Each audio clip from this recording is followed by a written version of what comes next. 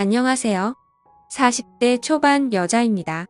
삶의 지옥 같던 시간을 이겨내고 이제는 조만정이 되어 사연을 보냅니다. 저는 30대 초반이었고 남편은 40대를 바라보고 있을 때 처음 만났습니다. 남편은 대기업에 다니고 있었고 저는 남편이 다니는 회사 앞에 커피숍 점원으로 일하고 있었습니다. 남편은 점심시간이면 제가 일하는 커피숍으로 와서 동료들과 함께 커피숍에서 한참 떠들다가 다시 회사에 들어가곤 했습니다. 그러다 남편 후배가 저에게 쪽지를 건넸고 그 쪽지엔 남편 연락처가 있었습니다. 남편은 저를 마음에 들어해서 매일 점심시간마다 동료들을 데리고 커피숍에 온 거였어요.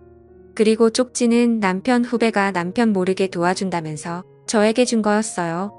저도 매일 오는 남편을 기억하고 있었고 그렇게 잘생기거나 멋있다고 생각한 적은 없지만 착실해 보이고 책임감 있어 보여서 호감을 느끼고 있었습니다.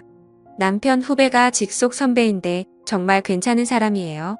맨날 아가씨 생각하면서 끙끙 앓길래 제가 이렇게 쪽지 드리는 거예요.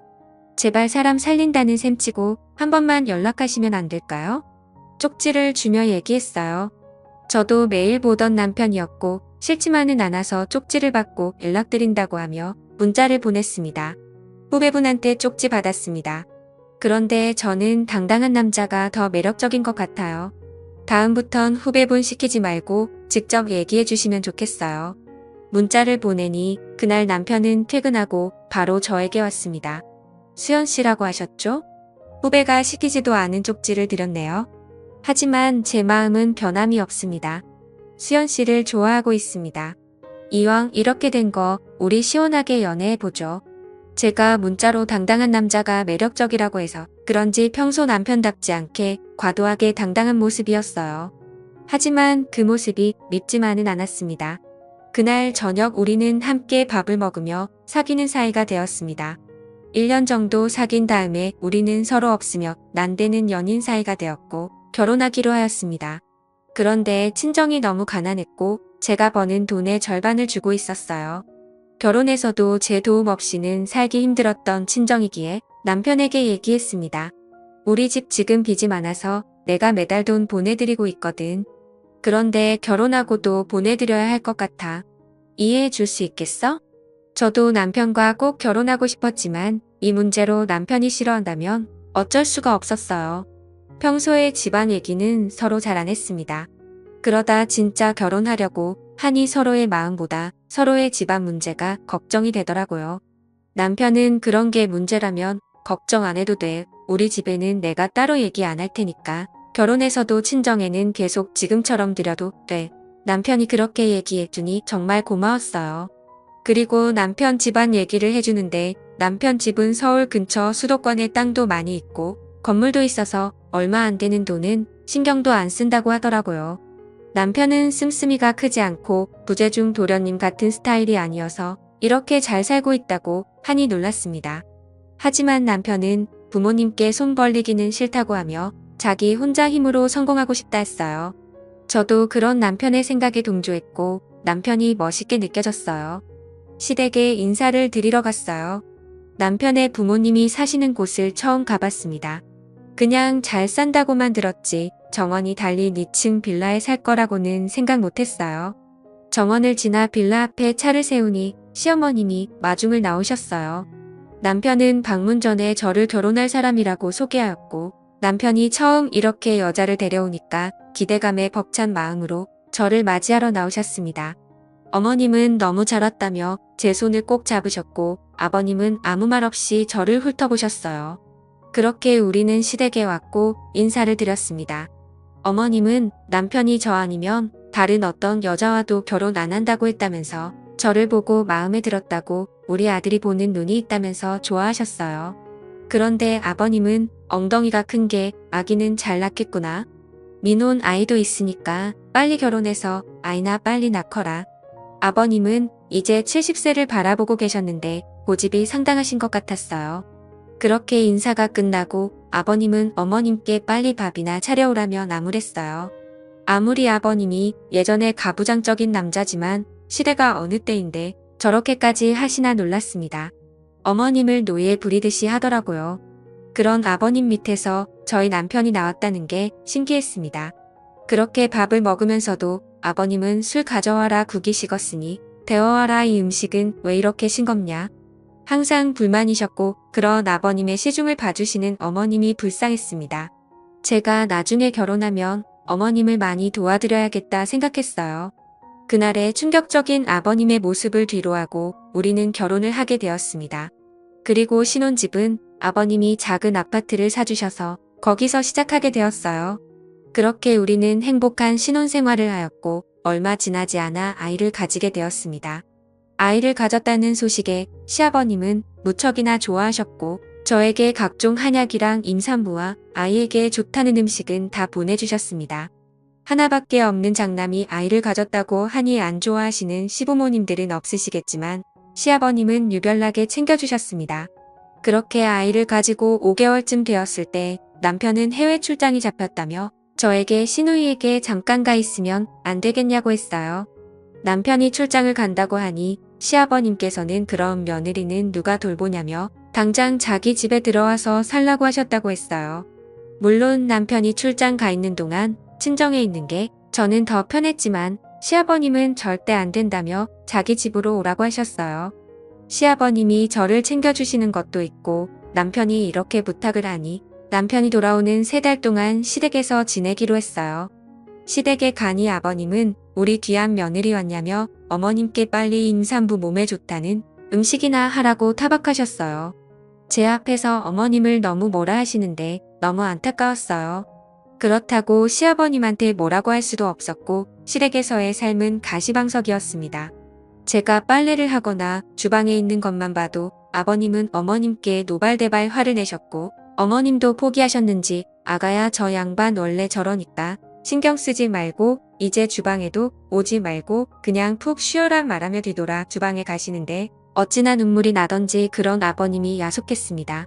그러던 어느 날 밤 아버님은 술에 취하셔서 들어오셨어요. 그런데 같이 들어오는 사람이 있었습니다. 저는 방에서 소리만 듣고 있었는데 어떤 여자 목소리가 들리더라고요. 이 시간에 아버님이 여자를 데리고 왔지? 저는 궁금했습니다. 그리고 아버님과 그 여자가 조용조용히 아버님의 서재로 가는 소리가 들렸어요. 저는 몰래 거실로 나와 서재 근처로 갔습니다. 그러자 믿을 수 없는 소리가 들렸어요. 아버님과 그 여자의 민망한 소리였어요. 어머님이 분명 집에 있는데 어떻게 이럴 수 있냐고 생각하는 순간 어머님이 방문을 열고 거실로 나오셨습니다. 그리고 저에게 밤이 늦었는데 안 자고 뭐 하냐고 하시더라고요. 아버님이랑 다른 여자랑 지금 서재에서 더러운 짓거리를 하고 있는데 어머님 안 들리세요? 조용히 얘기했어요. 그러자 어머님은 괜찮다며 저한테 빨리 방에 들어가라고 하셨고 어머님이 그렇게 나오시니 어쩔 수 없었어요. 방에 들어와서 뜬 눈으로 밤을 지새웠고 아침이 밝아올 무렵 아버님과 같이 온 여자는 조용히 나갔습니다. 다음 날 아버님이 나가시고 저는 어머님께 따져 물었어요. 어머님, 아버님이 대놓고 저렇게 다른 여자랑 있는데 어머님은 상관없으세요? 아무리 가부장적인 아버님이라도 하지만 이건 아닌 것 같아요. 어머님은 이미 포기하셨는지 얘기하셨어요.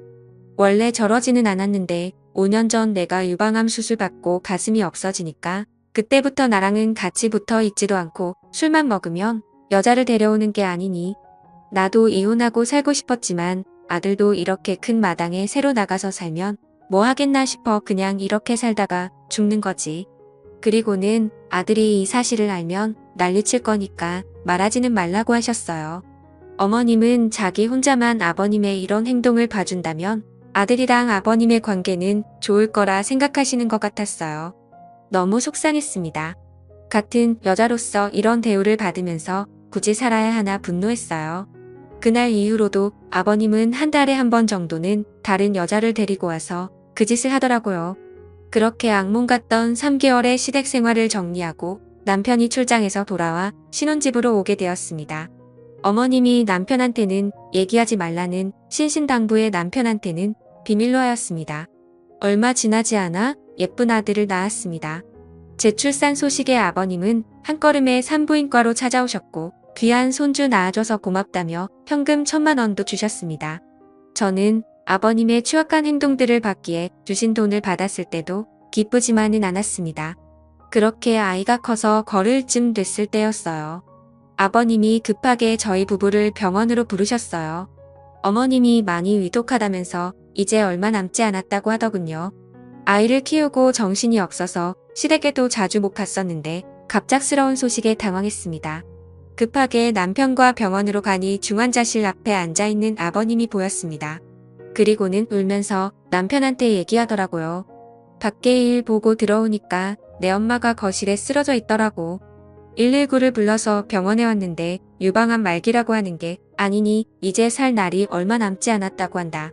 어머님은 원래부터 자기 불평이 없으셨던 분이라 정말 죽을 정도까지 아프지 않으면 말을 안 하셨을 것 같았어요. 남들한테 피해를 주는 걸 무척 싫어하셨거든요. 그래도 자기 몸인데 남들을 왜 생각하셨을까? 유방암 말기까지 올 정도면 무척 아프셨을 텐데 그렇게 참으면서까지 남편과 아들한테 피해를 주기 싫었는지 너무 안타까웠습니다. 그리고 얼마 지나지 않아 어머님은 돌아가셨습니다. 어머님이 돌아가시자 아버님은 장례식 내내 목 놓아 우셨습니다. 저는 아버님의 추악한 행동들이 생각나며 속으로 그러길래 아내 살아있을 때 잘해주지 막상 아내가 떠나니까 미안한가 보내라고 생각했어요. 밥도 안 드시고 술만 연신 드시는데 나이도 70 가까우신 분이 버텨낼 힘이 어디 있겠어요. 어머님을 보내드리고 아버님은 그 자리에서 쓰러지셨어요. 그리고 입원을 하셨습니다. 몇 날 며칠을 그렇게 술만 드시니 아버님 몸 상태는 말이 아니었어요. 그리고 어느 정도 몸을 추스르고 다시 집으로 돌아가셨습니다. 남편은 그런 아버님이 걱정된다면서 당분간 시댁에서 같이 살기로 했어요. 시댁에서 남편 회사는 2시간 거리 정도 되었는데 남편은 행여나 아버님이 다른 생각을 하실까봐 걱정이 된다며 같이 살게 되었어요. 워낙 손주를 좋아하셔서 손주와 같이 지내다 보면 어머님을 잊으시지 않을까도 생각했습니다.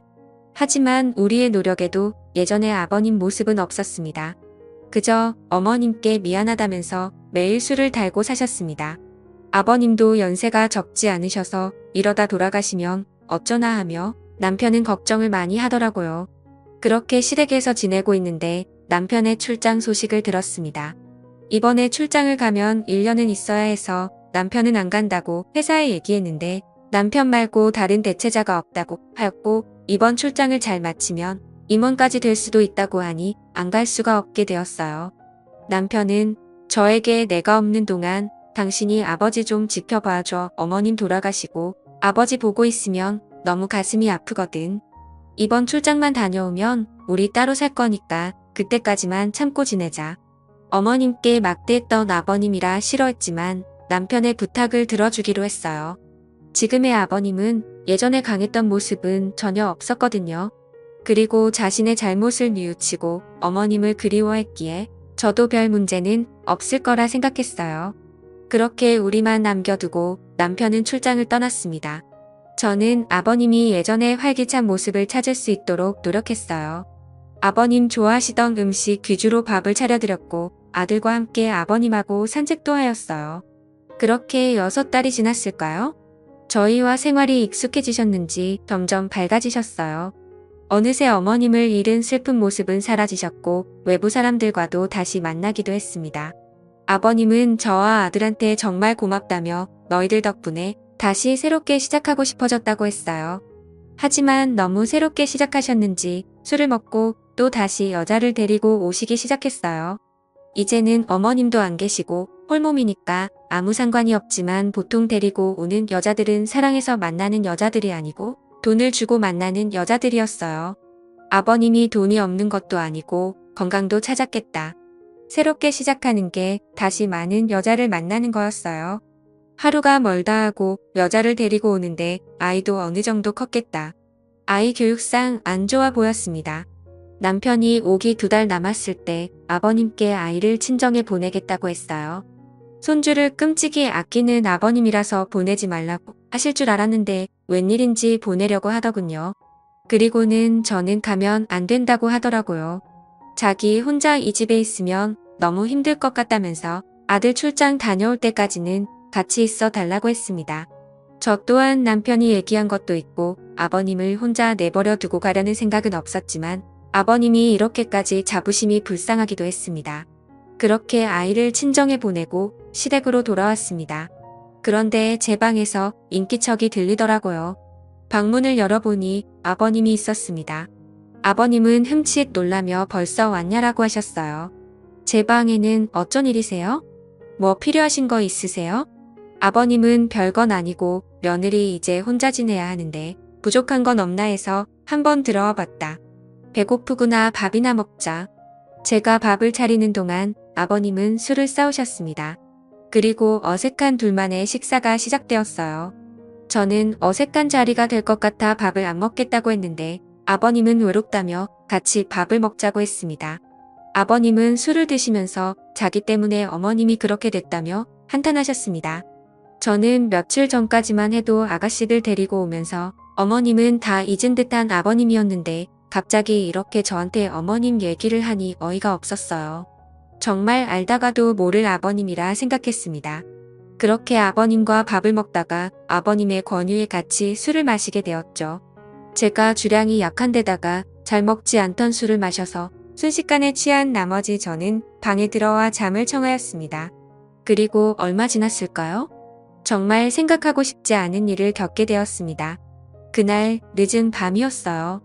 저는 한 번 자면 깊게 자는 편인데다가 그날은 술도 마시고 친정까지 왔다 갔다 하고 많이 피곤했습니다. 그렇게 세상 모르게 자고 일어났는데 아버님이 제 옆에 있더라고요. 자고 일어났는데도 술이 덜 깨서 이게 꿈인지 현실인지 구분이 안 가더라고요. 어렴풋이 생각나는 건 남편이 오랫동안 자리를 비워서 제가 외롭다는 말을 했던 것 같기도 하고 결국 실수를 저지르고 말았던 거였죠. 잠시 후 아버님이 깨셨고 저는 무슨 짓이냐며 화를 냈습니다. 그러자 오늘 일 절대로 비밀 지켜줄 테니 자신과 지내주면 안 되겠냐고 하더라고요. 저는 많은 생각을 했습니다. 이 상황이 남편한테 그리고 아들한테 들려진다면 나는 어떤 여자가 되는 거지 정말 상황 판단이 안 되더라고요. 그래서 일단 생각해본다고 말하고는 그날 저는 바로 친정집으로 갔습니다. 이 사실을 누구한테 말하기도 싫었고 우선 아버님과 떨어져서 지내야겠다고 생각했어요. 친정에서 잠을 청하고 있는데 한 통의 문자가 왔어요. 아버님의 문자였어요. 내일 당장 돌아오지 않으면 아들한테 어제 일을 다 말하겠다고 하더군요. 너무 창피한 마음에 다음날 시댁으로 바로 돌아갔습니다. 그리고 어쩔 수 없이 아버님의 요구를 들어주게 되었습니다. 그냥 하루빨리 남편이 돌아오기만을 기다렸습니다. 그렇게 아버님과 단둘이 산 지 한 달쯤 됐을까요? 모르는 번호로 한 통의 전화가 왔습니다. 박주일 님이랑 어떤 관계시죠? 박주일은 아버님 이름인데 누군데 나한테 연락하는 거지 생각했어요. 저는 며느리라고 했습니다. 그러자 박주일 님이 1시간 전에 교통사고 당하셨는데 그 자리에서 사망하셨습니다. 주변에 아는 사람도 없어서 박주일 님 핸드폰에 있는 번호로 연락드린 겁니다. 빨리 병원으로 오셔야 할 것 같아요. 저는 너무 어이가 없었습니다. 어제까지도 저와 같이 붙어 있던 사람이 순식간에 죽었다는 소식을 들어서 좀 충격적이었거든요. 사실 아버님이 사라지길 바라긴 했지만 아무 종교도 믿지 않는 제가 신이 정말 있나 싶을 정도로 놀랐었죠. 아무튼 연락을 받은 저는 곧장 병원으로 갔습니다. 병원에는 경찰들이 있었고 저에게 얘기했어요. 박주일 씨가 술에 취해서 무단횡단을 하였고 어두운 곳이라 미처 박주일 씨를 보지 못한 덤프트럭에 부딪혀 사망하셨습니다. 그리고 아버님의 유품들을 저에게 주더라고요. 그리고 이틀 뒤 남편이 급하게 돌아와서 아버님의 장례를 치렀습니다. 정말 하늘이 도와주신 건지 그렇게 악마 같았던 아버님은 사라졌습니다. 그리고 아버님과 저만 알고 있던 비밀도 같이 사라졌고요.